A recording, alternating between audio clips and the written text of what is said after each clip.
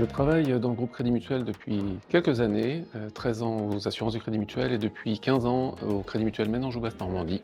Et depuis, donc après 8 ans de réseau, depuis 7 ans au service contrôle interne et conformité groupe.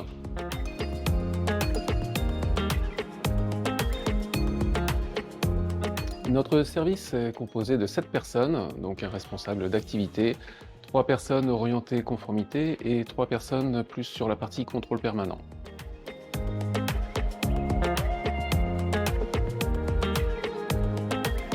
On occupe une double fonction. D'une part, sur la partie contrôle permanent. Si on n'avait pas de risque, on ne ferait pas de contrôle. Donc, premier objectif, cartographier les risques de l'entreprise.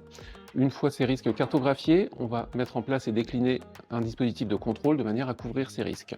Toute la partie conformité, elle, est dédiée à la couverture de nos risques de non-conformité et donc se traduit par la déclinaison opérationnelle des réglementations, de manière aussi à ce qu'elles soient le moins pesant possible pour le réseau et les métiers du siège.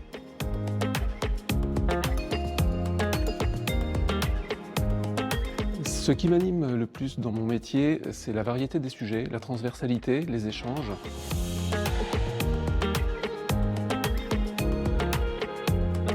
Tout d'abord la pédagogie, puisqu'en effet, étant en contact régulier avec les opérationnels, il faut savoir donner du sens à ce qu'on fait et à ce qu'on va demander aux opérationnels de réaliser, notamment en matière de contrôle. Il faut avoir une certaine rigueur, bien sûr, une capacité organisationnelle et de planification.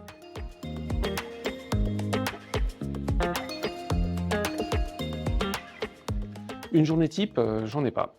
En effet, j'ai un métier très varié, donc ça va des réunions quand même, assez souvent avec, les métiers du siège, avec, la confédération, des groupes de travail, des groupes applicatifs. Je réalise des reportings, je participe à des séminaires et je ne m'ennuie pas. Les journées sont bien remplies.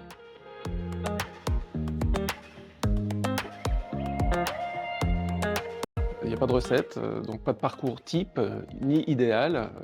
Une formation bien sûr, en audit ou en contrôle peut aider, mais c'est bien loin d'être, une obligation.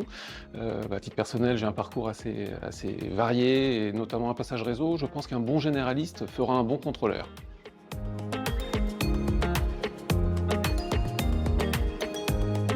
C'est simplement de couvrir les risques auxquels peut être exposée l'entreprise, notamment des risques d'image, de réputation, qui seraient liés à des sanctions éventuelles en cas de non-conformité.